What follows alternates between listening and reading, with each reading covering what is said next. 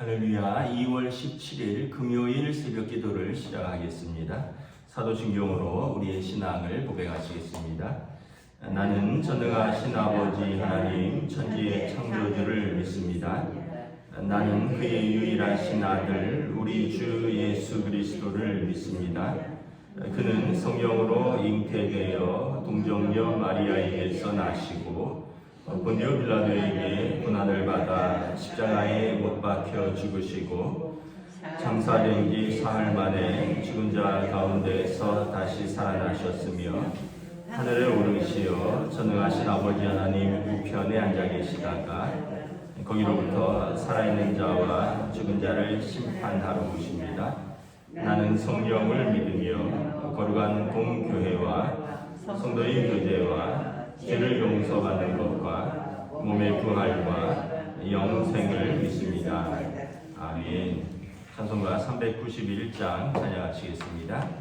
찬송가 391장입니다.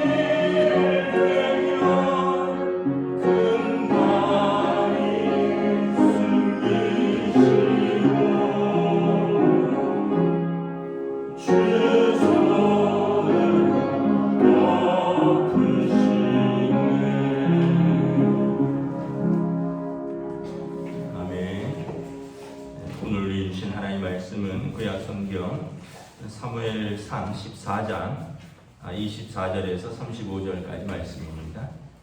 사무엘상 14장 24절에서 35절까지 말씀입니다. 다 찾으신 줄 알고 저와 여러분들이 한 절씩 교독하도록 하겠습니다. 이날에 이스라엘 백성이 피곤하였으니 이는 사울이 백성에게 맹세시켜 경계하여 이르기를 저녁 내가 내 원수에게 보복하는 때까지 아무 음식물이든지 먹는 사람은 저주를 받을지어다 했습니다. 그러므로 모든 백성이 음식물을 맛보지 못하고 그들이 다 숲풀에 들어간지은 땅에 꿀이 있더라. 백성이 숲풀로 들어갈 때 꿀이 흐르는 것을 보고도 그들이 맹세를 두려하여 손에 그 입을 대는 자가 없었으나 요나단은 그 아버지가 백성에게 맹세하여 명령할 때에 듣지 못하였으므로 손에 가진 지팡이 끝을 내밀어 벌집에 꿀을 찍고 그의 손을 돌려 입에 대매 눈이 밝아졌더라. 그때 백성 중 한 사람이 말하여 이르되 당신의 부친이 백성에게 맹세하여 엄히 말씀하시기를 오늘 음식물을 먹는 사람은 저주를 받을지어다 하셨나이다. 그러므로 백성이 피곤하였나이다 하니 요나단이 이르되 내 아버지께서 이 땅을 곤란하게 하셨도다. 보라 내가 이 꿀 조금을 맛보고도 내 눈이 이렇게 밝아졌거든. 하물며 백성이 오늘 그 대적에게서 탈취하여 얻은 것을 임의로 먹었더라면 블레셋 사람을 살육함이 더욱 많지 아니하였겠느냐. 그날이 백성의 믹막스에서부터 아얄론에 이르기까지 블레셋 사람들을 쳤으므로 그들이 심히 피곤하니라. 백성이 이에 탈취한 물건에 달려와서 양과 소와 송아지들을 끌어다가 그것을 땅에서 잡아 핏째 먹었더니 우리가 백성에게 전하여 이르되 오소서 백성이 고기를 핏째 먹어 여호와께 범죄하였나이다. 사울이 이르되 너희가 큰 믿음 없이 행하였도다. 이제 큰 돌을 내게로 끌려오라 하고 또 사울이 이르되 너희는 백성 중에 흩어져 다니며 그들에게 이르기를 사람은 각기 소와 양을 이리로 끌어다가 여기서 잡아먹되 핏째로 먹어 여호와께 범죄하지 말라 하라 하며 그 밤에 모든 백성이 각각 자기의 소를 끌어다가 거기서 잡으니라. 사울이 여호와를 위하여 제단을 쌓았으니 이는 그가 여호와를 위하여 처음 쌓은 제단이었더라. 아멘. 할렐루야. 오늘 또 새날을 주셨습니다. 은혜와 평강이 가득하시기를 축복합니다. 이제 어제 본문하고 연결되는데 블레셋과 지금 대치 중에서 요나단이 그 병사 한 명과 나가서 믿음과 용기를 내어서 지금 싸우기 시작을 하고 그리고 결국은 이제 하나님께서 이스라엘과 함께 하시고 지금 뭐 블레셋에서는 예전에 그 블레셋 사람들이 이스라엘 백성들을 끌어다가 자기들의 소유로 삼고 그리고 그 사람들을 전투에 동원을 했었었는데 이제 이스라엘과 힘을 합쳐서 그 사람들이 또 블레셋과 싸우고 이러면서 막 자중질환이 일어나고 또 우리가 뭐 정확히는 알지 못하나 막 땅에 큰 떨림이 있고 진동도 있고 15절 같은 데 보면 뭐 지진도 일어나는지 하여튼 하나님께서 그 전쟁에 함께 하셔서 완전히 낙심하고 도망치고 숨어있던 이스라엘 백성들이 이제 다 일어나서 블레셋과 싸우기 시작을 하는 거죠. 결국은 이 전쟁은 사람의 숫자에 있지 않고 하나님 앞에서 믿음으로 응답을 하느냐에 달려있다는 것을 요나단이 다시 한번 보여주는 거죠. 사울이 왕인데 이 용기를 얻었습니다. 하나님이 이제 우리와 함께 하시는구나. 그리고 이제 어떻게 보면 객관적으로 완전히 열세였던 전쟁에서 크게 이기게 되니까 24절에 이렇게 선포를 합니다. 저녁까지, 다시 말하면 이 전쟁이 끝나기까지 다 금식하면서 싸우라는 거예요. 아마 나름대로 이유는 있었을 겁니다. 아마 금식하면서 싸우라는 이유는 이스라엘에서 금식은 하나님께 완전히 항복한다는 의미를 가지고 있거든요. 그래서 내가 어떤 음식물을 포기하고 내가 어떤 내 육신의 힘을 빼고 하나님께 완전히 항복한다. 그래서 이사야서에서도 보면 여호와께서 기뻐하시는 금식은 뭐 이런 표현들이 나오거든요. 근데 이제 이거는 이제 좀 어울리지 않는 거죠. 왜냐하면 여러분 전쟁에서 싸우는 병사들이 뭐 하나님이 금식을 하라고 명하셨다든지 또 사무엘 사사고 선지자인 사무엘이 우리가 기도하였더니 하나님께서 금식하면서 싸우라 하였다 하면 몰라도 금식은 보통 회개할 때 하는 것이지 전쟁을 하는 병사들이 하는 것은 아니거든요. 근데 이제 왕이 아예 이렇게 왕명으로 선포를 합니다. 모든 백성은 저녁까지 아무 음식물을 맛보지 말라. 근데 25절에 이제 지금처럼 뭐 여러분 전쟁할 때 보급이 잘 됐겠습니까? 근데 이제 숲에 들어가니 아마 꿀이 땅에 있었다. 그리고 꿀이 흐르는 걸 보고도 백성들이 그 맹세를 두려워하여 손에 그것을 입을 대는 자가 없었다. 이제 가나안 땅에 대한 표현 중에 하나가 젖과 꿀이 흐르는 땅입니다. 이제 그건 어떤 의미냐면 뭐 석청이라든가 또 어떤 날씨가 아주 덥고 그 과일이 달고 그래서 꽃과 그런 어떤 그 어떤 벌들이 꿀을 이렇게 생성하기 좋은 조건들입니다. 꽃 또 과일 이런 것들이 굉장히 달고요.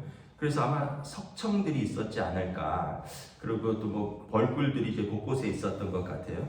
백성들이 꿀 한 모금 먹으면은 이제 힘이 날 텐데 이것을 먹지 못하고 있는데 27절에 보면 왕자인 요나단은 아버지의 그 명령을 듣지 못해서 지팡이 끝으로 벌에 꿀을 찍어서 그의 손에 이제 취하여서 먹었다는 거죠. 근데 28절에 보면 백성이 말합니다. 당신의 부친이 백성에게 맹세하여 엄히 말씀하시기를 오늘 음식물을 먹는 사람은 저주를 받을지어다 하셨다는 거죠. 그러므로 지금 백성이 다 피곤하다는 것입니다. 그래서 요나단이 이렇게 말합니다. 아버지께서 이 땅을 곤란하게 하셨도다. 보라 내가 이 꿀 조금을 맛보고도 내 눈이 이렇게 밝아졌거든. 하물며 백성이 오늘 그 대적에서 탈취하여 얻은 것을 임의로 먹었더라면 블레셋 사람을 살육함이 더욱 많지 아니하였겠느냐. 그러니까 요나단은 아니 왜 아버지가 그런 명령을 내려셨을까? 그래서 우리가 아침부터 지금 전투를 하느라고 심히 피곤하여서 꿀 한 모금 찍어 먹었더니 눈이 밝아졌는데 왜 음식물을 취하지 말라고 해서 이 백성들로 하여금 이 전쟁에서 피곤하게 하느냐라는 거죠. 여러분 우리가 이렇게 보면 가끔 판단을 잘못할 때가 있습니다. 우리 예전에 어떤 광산에서 광부들이 매몰됐을 때 10며칠인가요? 그분들이 거기서 버티셨잖아요. 근데 그때 어떻게 버텼느냐 했더니 물하고 그다음에 믹스 커피를 이렇게 뭐 2잔씩 타서 드셨다나. 그러니까 아마 그 광산 안에서 일할 때 피곤할 때 이렇게 간식으로 커피 드시라고 믹스 커피를 놔뒀는데 다행히 이제 그걸 뭐 하루에 2잔씩인가요? 뭐 이렇게 먹으면서 그걸로 이제 하루를 버텼다. 그러니까 여러분 우리 몸이 최소한의 에너지가 있어야지 버틸 수가 있는 거죠. 근데 여러분 몸을 한참 쓰면서 전쟁을 하는데 이 음식물을 먹지 말라. 그러니까 아까도 말씀드렸지만 금식은 회개하며 기도할 때 하는 것이고 전쟁에서는 여러분 잘 먹고 몸을 써서 싸워야 되는 거죠. 근데 이제 사울이 여러 가지로 지금 잘못 판단을 하는 것입니다. 이제 제가 묵상을 하면서 생각을 하는 것 중에 하나가 사울이 마음에 좀 여유가 없어진 것이 아닌가 이런 생각을 합니다. 왜냐하면 우리가 마음에 여유가 없어지면 성급하게 판단을 합니다. 저도 이제 가끔 보면 아이들한테 뭐 화를 낸다거나 아니면은 어떤 일들을 잘못 좀 판단을 할 때 마음이 급할 때가 많이 있습니다. 사실은 조금만 여유를 가지고 그리고 조금만 마음에 어떤 좀 그 공간을 두면 바로 반응하지 않거든요. 근데 막 마음이 급하고 또 조급해져 있고 마음의 여유가 없으면 어떤 반응이 오면 그냥 바로 튀어나가 버립니다.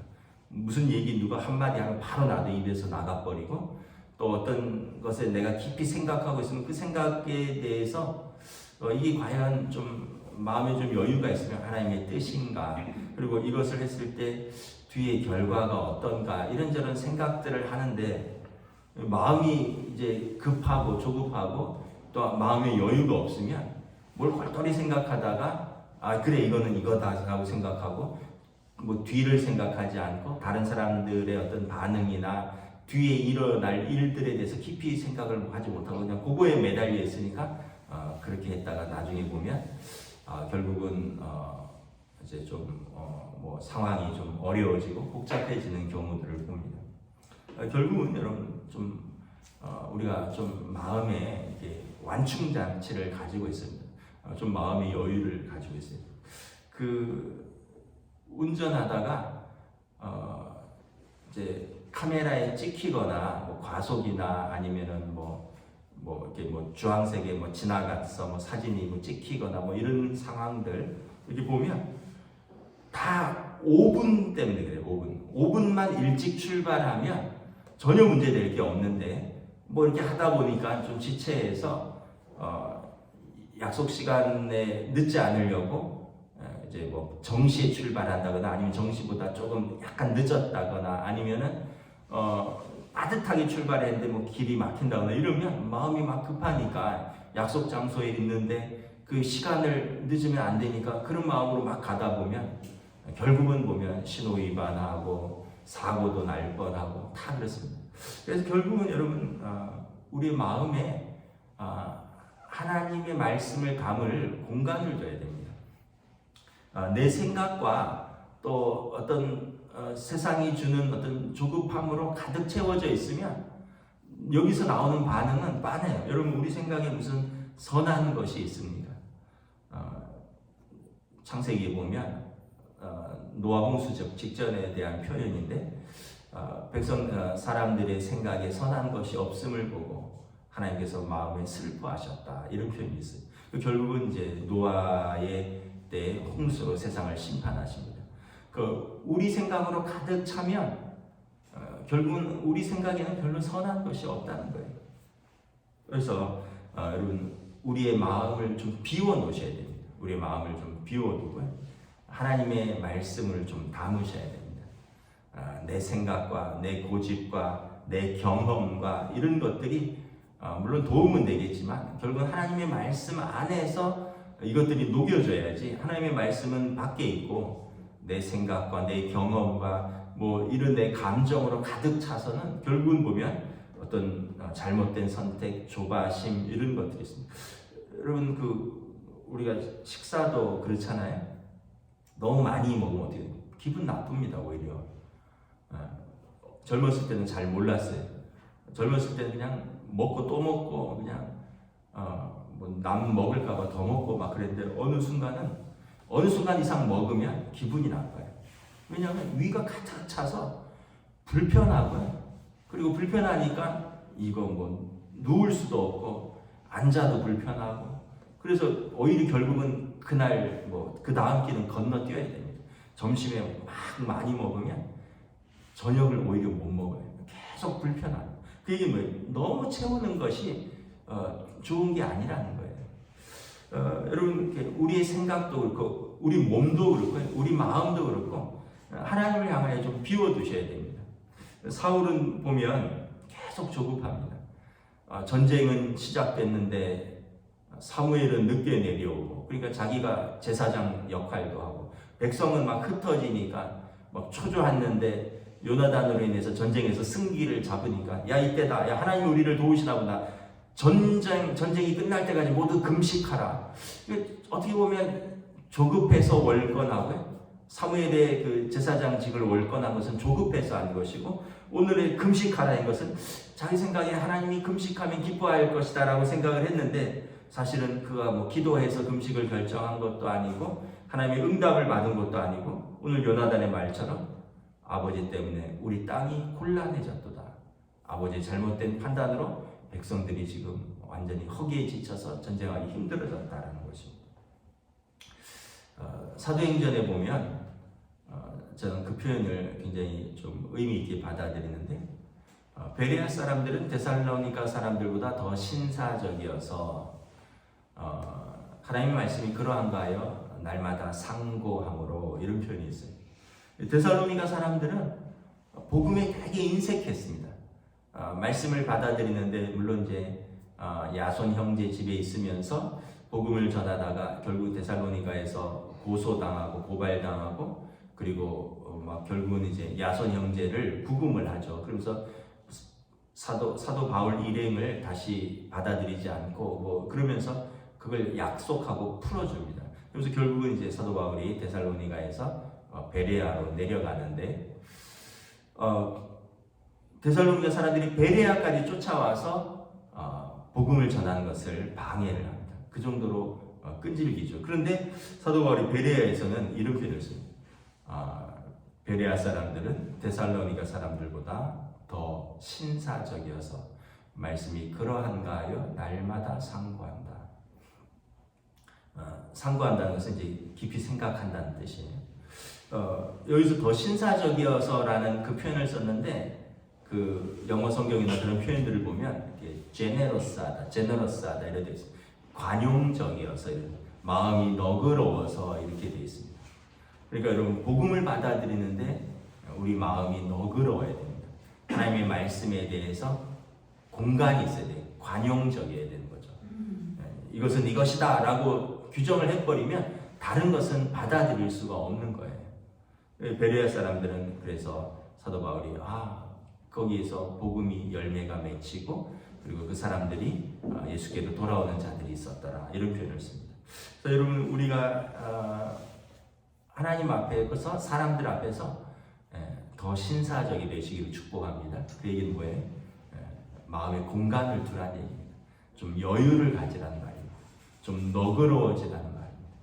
근데 우리 성향이 원래 그렇지는 않아요. 우리 본질적으로 우리가 그렇게 너그러운 사람들은 아닙니다.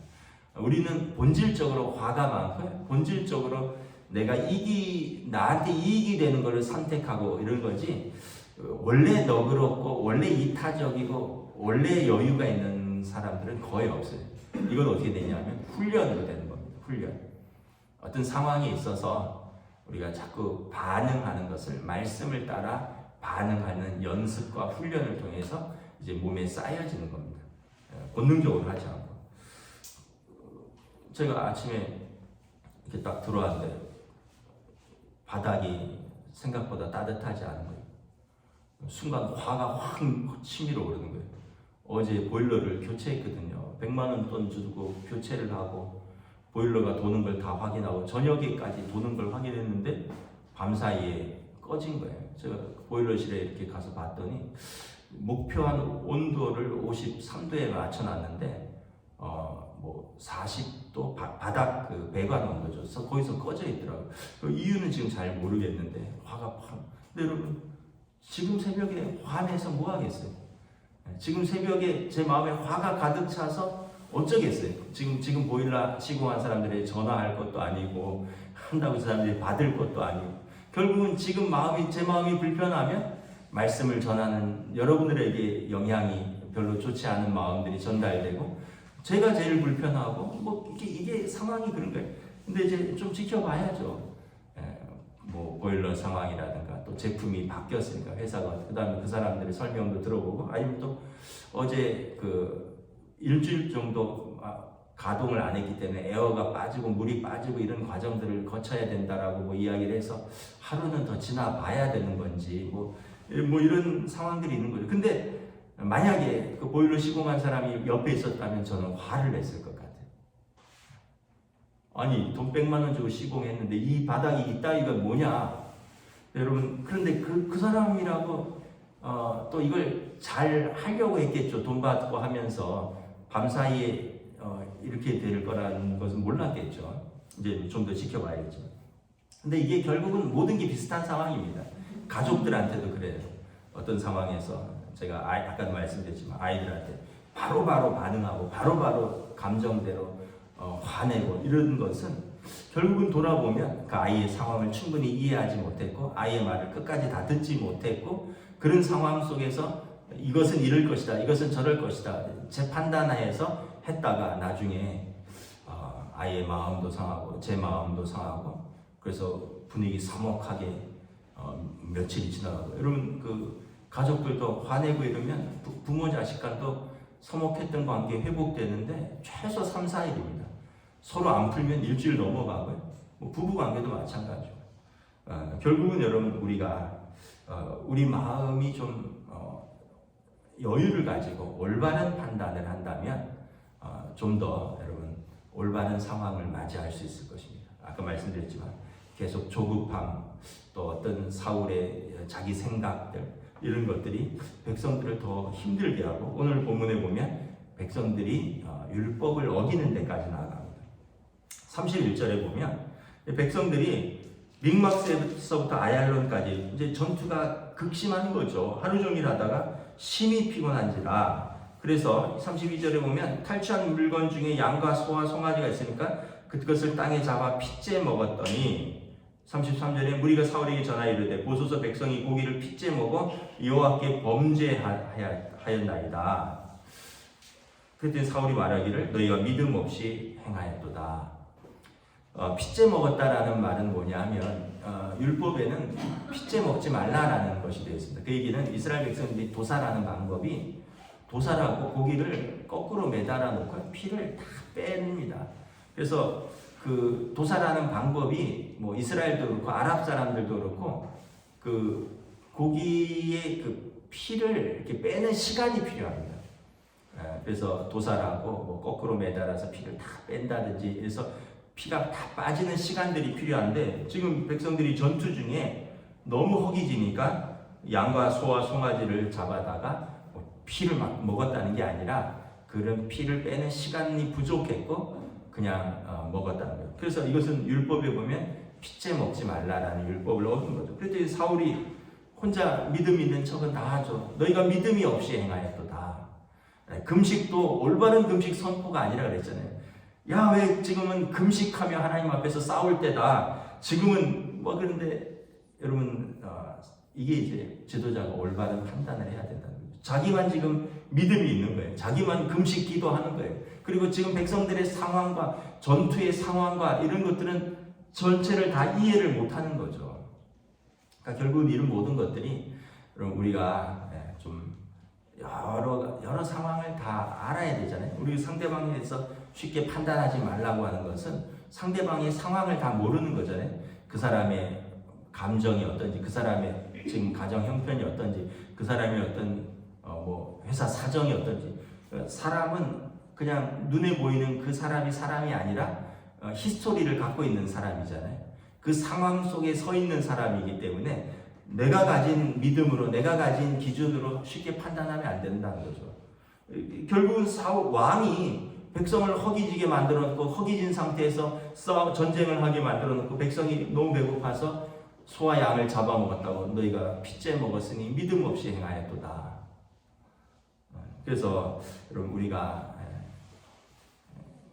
죄송하지만 우리 믿음이 다 전부가 아니라는 거죠.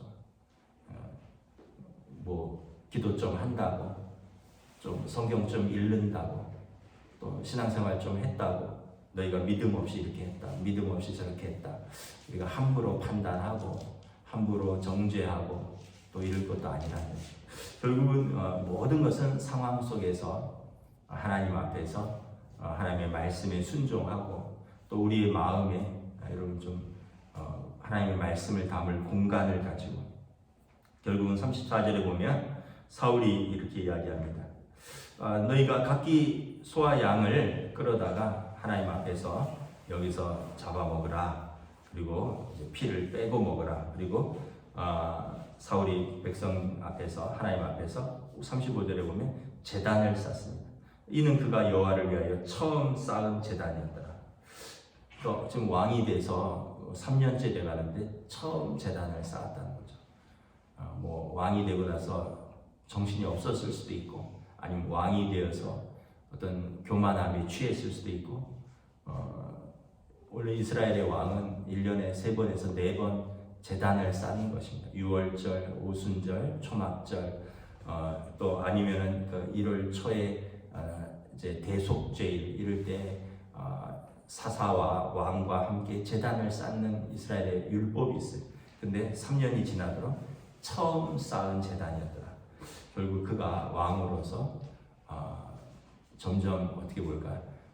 왕이 되기 전에는 참 괜찮은 사람이었는데 그가 왕이 되고 나서부터 점점 부족해지는 사울을 보게 되는 겁니다. 결국은 이제 하나님께서 사울을 세우셨음을 보고 후회하셨다라는 표현이 나중에 나옵니다. 그리고 사무엘은 사울로 인하여 슬퍼하였다 이런 말이 나옵니다. 여러분 우리가 망가지면 어떻게 될까요?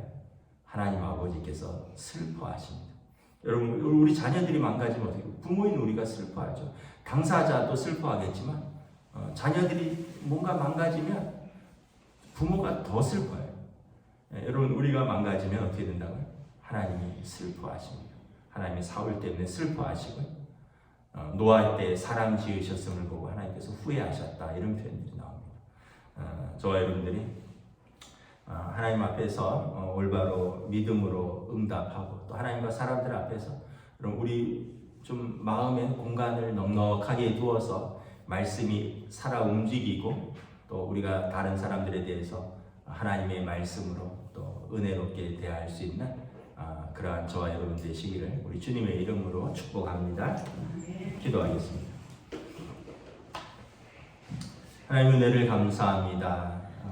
이스라엘과 블레셋의 전쟁이 치열해지면서 하나님께서 요나단과 함께 하시고 하나님이 이스라엘과 함께 하시면 전쟁이 이스라엘의 승리로 기울어지는 그 시점에서 사울 왕은 왕으로서 여러 가지 선택들을 하는데 결국은 그가 선택한 믿음의 선택들, 그가 선택한 또 왕으로서의 지휘권 발동들이 결국은 백성들을 더 힘들게 하고 그리고 그로 말미암아 백성들의 사기는 떨어지고 결국은 그로 말미암아 백성들이 율법을 어기게 되는 자기만의 어떤 완고하고 자기만의 어떤 믿음의 선택이라고 한 것이 하나님과 사람들 앞에서 합당한 선택이 아니었음들을 보게 됩니다.